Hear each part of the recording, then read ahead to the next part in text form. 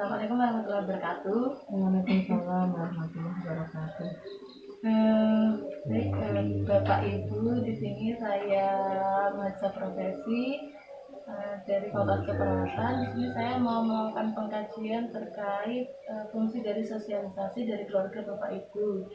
Mungkin bisa disampaikan kepada saya, ya ini ada beberapa pertanyaan.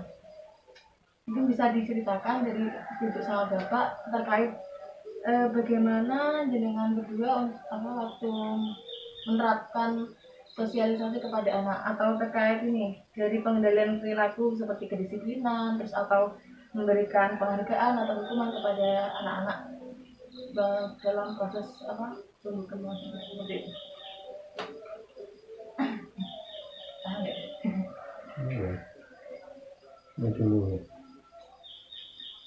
Kami menerapkan disiplin pada anak-anak itu mulai dari kecil ya. Ada kejujuran, kemudian semangat bekerja, beribadah, itu sudah kami lakukan sejak kecil, sejak anak-anak sudah bisa ini, bahkan mulai umur 22 tahun saja sudah kami upayakan untuk melatih disiplin, terutama dalam hal ibadah, sholat ya. Kami senantiasa libatkan anak-anak dengan menyediakan alat atau peralatan sholat sendiri, misalkan sajadah. Kalau yang laki ya pakai sarung, kalau yang perempuan pakai mukena. Itu sampai umur SD itu masih kita ini, bahkan ketika usia SD ya, kita kasih lewat yang pertama yang sholat jamaah yang nggak penuh ya, itu ada perbedaan dan kami berikan reward dan punishment.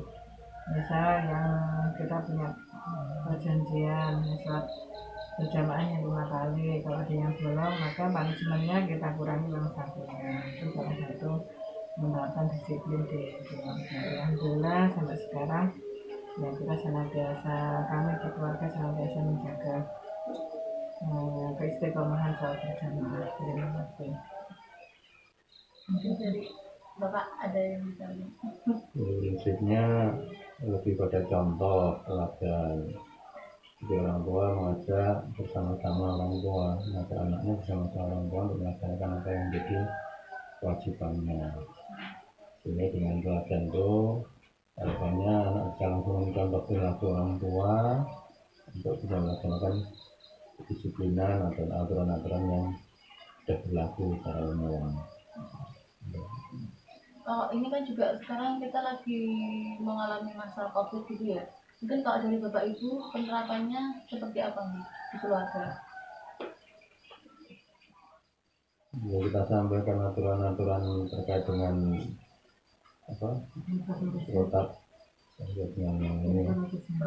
protokol kesehatan, terus kita kontrol, kita keluar, kita kontrol, kita ingatkan, kalau pulang, ya, kita kontrol, kita ingatkan, seperti itu. Dan tentunya kita bisa memberikan contoh, orang tua bisa memberikan contoh. Ya, seperti itu.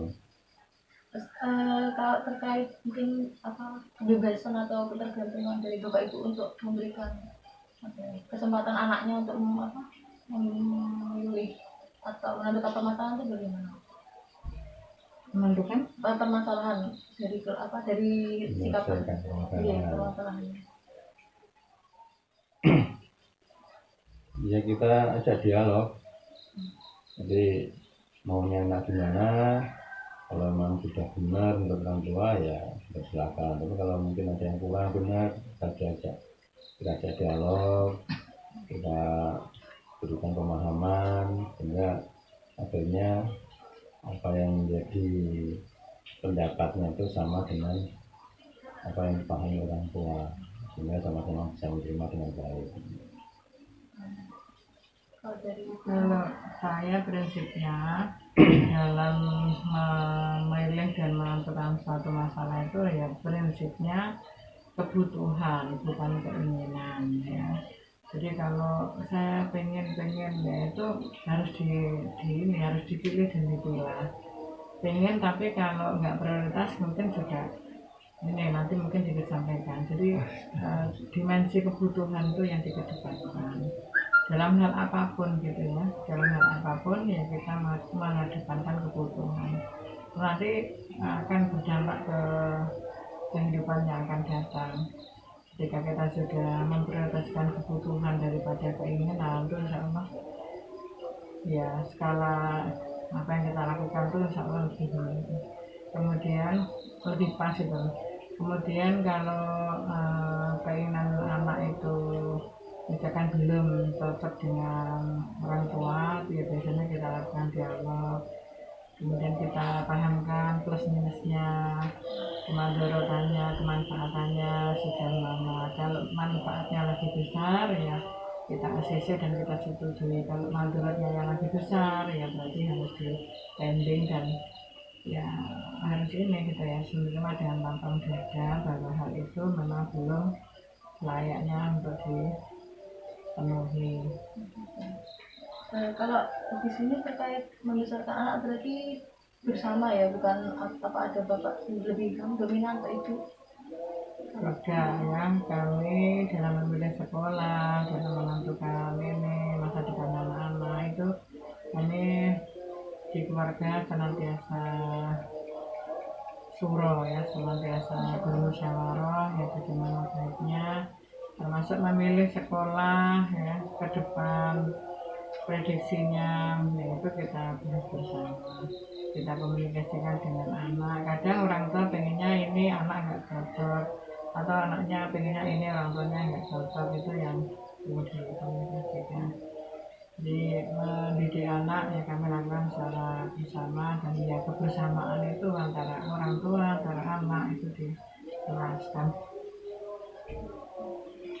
Di sini untuk dari proses membesarkan anak, apa ada campuran dari kebudayaan dari keluarga atau dari mana gitu, atau murni dari keinginan keluarga sendiri bagaimana? Ya secara umum ya menggunakan budaya yang dalam hal ini baik yang berlaku pada masyarakat sebagai acuan secara umum. Jadi kalau menurut masyarakat kebersihan terbaik ya itu yang menjadi upaya kita untuk selalu menanamkan itu. Kalau bermasyarakat bergaul masyarakat baik ya itu kita juga sampaikan atau kita berikan dorongan untuk bisa bergaul dengan masyarakat. Jadi sesuatu yang baik di masyarakat ya kita upayakan, kita tanamkan pada anak-anak. Jadi budaya kehidupan masyarakat yang baik-baik itu yang sebenarnya yang kadang ada di lingkungan itu budaya jelek, misalnya suka main banyak menyia-nyiakan waktu lah, itu juga kita sampaikan untuk bisa dihindari. Jadi intinya budaya yang baik itu yang kita tanamkan juga pada masyarakat, pada anak-anak. Ya sama juga prinsipnya sama yang disampaikan Bapak tadi, bahwa apa yang baik di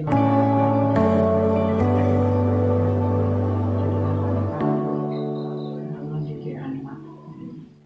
Di samping juga punya prinsip ya yang juga Islam, kita ingin memberikan pendidikan yang ideal dan menghindari hal-hal yang tidak ada manfaatnya, terutama budaya yang ada di masyarakat. Kalau menurut dari bapak sama ibu terkait lingkungan di rumah ini, apakah sudah mendukung dari proses tumbuh kembang anak-anak ini, atau masih ada yang kurang atau bagaimana? Ya, ada yang baik, ada yang kurang. Makanya itulah kita memilah-milah yang baik ya kita dorong anak untuk melaksanakan, yang kurang atau yang tak baik kita ingatkan supaya menghindari. Jadi memang ada yang baik, ada yang kurang. Contohnya yang baik ya ada kebiasaan masyarakat anak-anak ngaji dari nanti anak-anak kita dorong untuk seperti itu. Lalu baliknya ada anak-anak yang di belakang misalnya mandi di sungai ranjang, nah itu kita hindari supaya anak-anak tidak di waktu sepinya tidak main seperti itu. Jadi dipilah-pilah ya. Ya, Mungkin dari itu apa yang sama. sama ya, intinya ya kita harus ya dengan prinsip yang kita pahami bahwa ya budaya ada di masyarakat tuh ya ada yang baik ada yang tidak baik gitu. Jadi yang kita tekankan ya ada yang baik itu kita ikuti dan yang tidak baik itu yang kita hindari, kita jauhi. Mungkin itu saja yang bisa saya tanyakan. Terima kasih atas waktu yang diberikan. Saya akhirnya Assalamualaikum warahmatullahi wabarakatuh. Waalaikumsalam.